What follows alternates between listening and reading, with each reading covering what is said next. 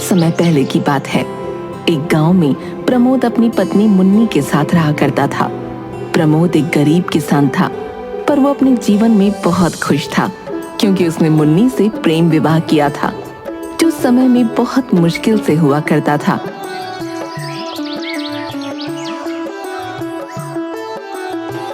क्या कर रही हो मेरी जान? आपके लिए खाना बना रही हूँ। क्या बना रही हो? खिचड़ी, वो भी आपकी पसंदीदा उड़द की दाल की। ओहो, तुम कितना प्यार करती हो मुझसे। अरे जाओ जी, आपको तो बस हर चीज में प्यार दिखता है। प्यार है इसलिए दिखता है। अच्छा अच्छा ठीक है, ये लो खिचड़ी बन गई है, खा लो। अपने हाथ से खिला दो।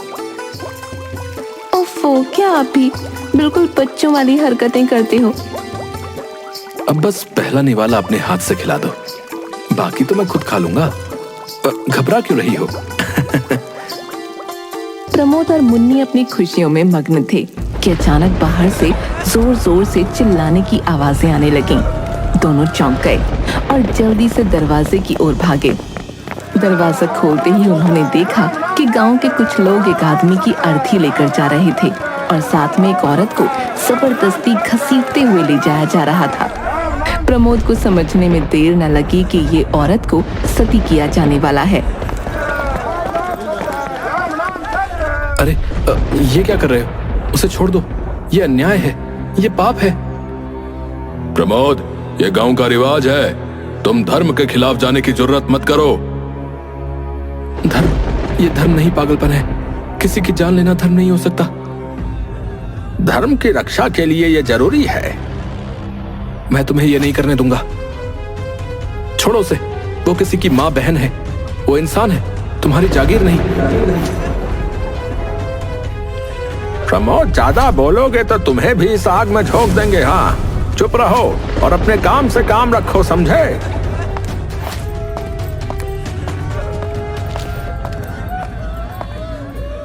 आप मत बोलो, ये लोग आपको भी नुकसान पहुंचा सकते हैं, हमारी कोई नहीं सुनेगा। मुन्नी, मैं चुप नहीं रह सकता। ये हमारे समाज को बर्बाद कर रहे हैं। लेकिन मुझे आपकी जान की चिंता है, आप शांत हो जाओ, धर्म के मामले में कुछ न बोलो। मुन्नी, अगर हम अभी नहीं बोले तो फिर कभी नहीं बोल पाएंगे। चुप रहो प्रमोद। जब औरतों के पति की मौत हो जाती है तो उनका यही अंजाम होता है। ये धर्म का हिस्सा है और हमें इसका पालन करना ही होगा। प्रमोद ने देखा कि मुन्नी की आंखों में डर है, इसलिए उसने धीरे धीरे अपने कदम पीछे खींच लिए। गांव के लोग उस औरत को लेकर चले गए।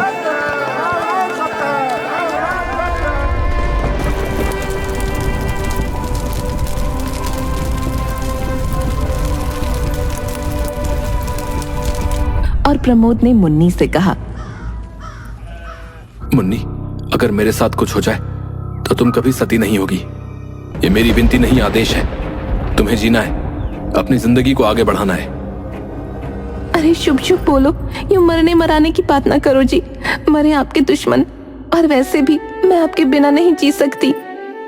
नहीं मुन्नी, तुम्हें जीना ही होगा, और ये तुम्हारे लिए नहीं, मेरे लिए करना होगा। मैं तुम्हें कभी ऐसी स्थिति में नहीं देख सकता। ये गांव वाले तो पागल हैं, और सबसे बड़ा पागल तो वो मुखिया है, धर्म के नाम पर अधर्म कर रहा है। मुन्नी चुप हो गई, लेकिन प्रमोद के शब्द उसके दिल में गूंजते रहे। कुछ ही दिन गुजरे थे कि एक भयानक दुर्घटना में प्रमोद की मौत हो गई। जब गांव के लोग प्रमोद की लाश को घर लेकर आए तो मुन्नी का दिल टूट गया। वो प्रमोद की देह से लिपटकर फूट फूट कर रोने लगी। आप मुझे छोड़कर कैसे जा सकते हो? आपने मुझसे वादा किया था कि हम हमेशा साथ रहेंगे। क्या समाज से लड़कर हमने प्रेम विवाह इस दिन के लिए किया था?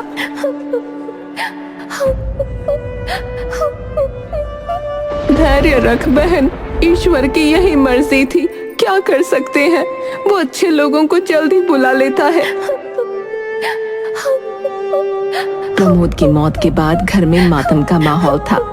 मुन्नी प्रमोद की लाश से लिपटकर रो ही रही थी कि तभी गांव का मुखिया कुछ लोगों के साथ वहां आ पहुंचा। चलो, सब शांत हो जाओ। ये गांव का मुखिया है, ये हमारे समाज का बड़ा नेता है। अंतिम संस्कार की तैयारी करो। और मुन्नी, तुम भी अपने पति के साथ सती होने के लिए तैयार हो जाओ। यही तुम्हारा धर्म है। मुन्नी ने सिर उठाकर मुखिया की ओर देखा। उसकी आंखों में गुस्सा और दुख दोनों ही थे। अचानक उसे प्रमोद की कही बात याद आ गई।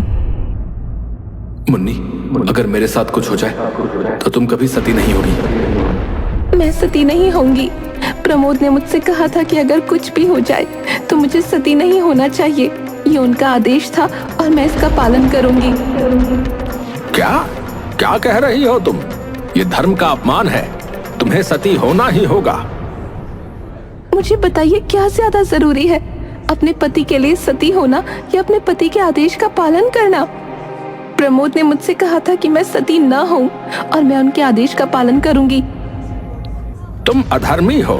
यह धर्म की मर्यादा का उल्लंघन है। तुम्हें सती होना ही पड़ेगा।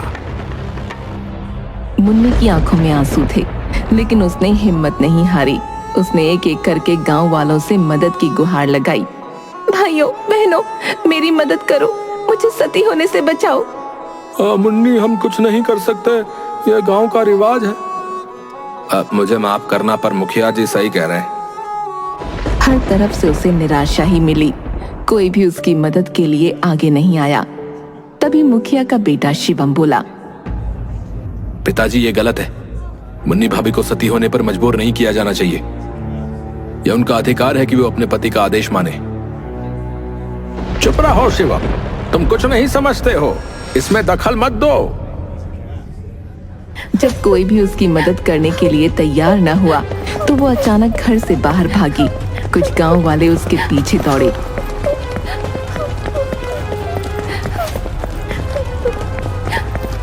लेकिन मुन्नी तेजी से भागते हुए उनकी नजरों से ओझल हो गई। वो गांव के बाहर एक बलवान के घर पहुंची। वो आदमी प्रमोद की ही तरह सोच रखता था। दरवाजा खोलिए, दरवाजा खोलिए। अरे कौन हो तुम और इतनी घबराई हुई क्यों हो? भैया मेरी मदद करो। मेरा नाम मुन्नी है। मेरे पति प्रमोद की मौत हो गई है और गांव के लोग मुझे सती करने पर तुले हुए हैं। प्रमोद ने मुझे सती होने से मना किया था। मैंने बहुत कोशिश की, लेकिन कोई मेरी बात सुनने को तैयार नहीं है। बहन, घबराओ मत, मैं तुम्हारी मदद करूंगा। यह अत्याचार अब और नहीं चलेगा। चलो, मैं मुखिया से बात करूंगा और तुम्हारे हक की लड़ाई लड़ूंगा।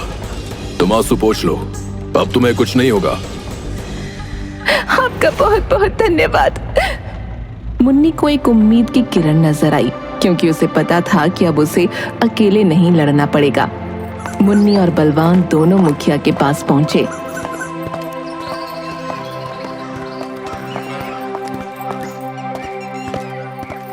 मुखिया पहले से ही गुस्से में था। जैसे ही उसने मुन्नी को देखा, उसकी आंखों में और भी आक्रोश भर गया। मुन्नी, तू कैसी अधर्मी औरत है जो अपने पति की अर्थी को छोड़कर भाग गई। तुझे शर्म नहीं आई? कितनी देर से यह अर्थी यहीं पड़ी है। रुको मुखिया जी, आप जिसे धर्म कह रहे हैं वो धर्म नहीं है। यह सिर्फ एक कुरीति है और हमें इसे रोकना चाहिए, न कि बढ़ावा देना चाहिए। तू कौन होता है हमारे गांव के रीति रिवाजों में दखल देने वाला? यह हमारी परंपरा है और इसे कोई नहीं बदल सकता। मुखिया जी, परंपरा और धर्म में अंतर होता है। धर्म वो है जो हमें सही और गलत की पहचान कराता है। जो किसी की जान लेने पर मजबूर करे वो धर्म नहीं, अत्याचार है। सती प्रथा एक कुरीति है और इसे खत्म करने का समय आ गया है। यह हमारी रीति है, इसे कोई बदल नहीं सकता। और तू कौन होता है ये तय करने वाला कि क्या धर्म है और क्या नहीं? मुखिया जी, क्या आप जानते हैं कि सती प्रथा की शुरुआत कैसे हुई थी? यह कोई धार्मिक प्रथा नहीं थी। प्राचीन काल में जब युद्धों के दौरान महिलाएं विधवा हो जाती थीं, तो उन्हें दुश्मनों के अत्याचार से बचने के लिए सती होना पड़ता था। यह समाज की मजबूरी थी, धर्म नहीं। लेकिन समय के साथ लोगों ने इसे धर्म से जोड़ दिया और इसे एक कुरीति बना दिया। तू क्या बकवास कर रहा है? ये तो सदियों से चला आ रहा है। धर्म है ये। मुखिया जी, धर्म वो है जो हमें इंसानियत सिखाए, ना कि किसी की जान लेने पर मजबूर करे। सती प्रथा का असली मकसद बदल गया। और अब ये सिर्फ एक अत्याचार बनकर रह गई है। इसे धर्म का नाम देना गलत है। असली धर्म तो ये कहता है कि हर इंसान को जीने का हक है। मुखिया जी, अगर आज के समय में ऐसा कुछ भी नहीं है तो सिर्फ औरत ही पति के लिए क्यों मरे? अगर सच्चा धर्म निभाना है तो आदमियों को भी अपनी पत्नियों के लिए मरना चाहिए। क्या सिर्फ पत्नी ही धर्म निभाएगी और पति नहीं? तू क्या बकवास कर रही है? ऐसी बातें कहने की हिम्मत कैसे हुई तुझमें? तुझे अपने शब्दों का भी ज्ञान है?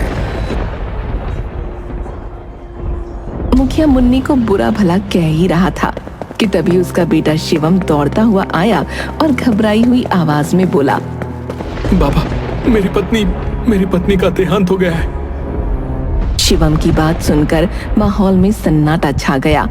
तभी मुन्नी ने मुखिया की ओर देखा और साहस के साथ बोली, मुखिया जी, अगर सती प्रथा ही धर्म है तो मैं सती होने को तैयार हूँ, लेकिन एक शर्त है, शिवम भी अपनी पत्नी के साथ मरेगा। क्या आप इसे धर्म मानेंगे? मुन्नी की बात सुनकर सभी गांव वाले चौंक गए। मुखिया का चेहरा लाल हो गया, लेकिन उसकी जुबान जैसे बंद हो गई थी। मुन्नी ने सचमुच समाज के सामने एक कड़ा सवाल खड़ा कर दिया था, जिसे नजरअंदाज करना अब संभव नहीं था। ठीक है बाबा, अगर धर्म यही है तो मैं भी अपनी पत्नी के साथ सती होने के लिए तैयार हूँ।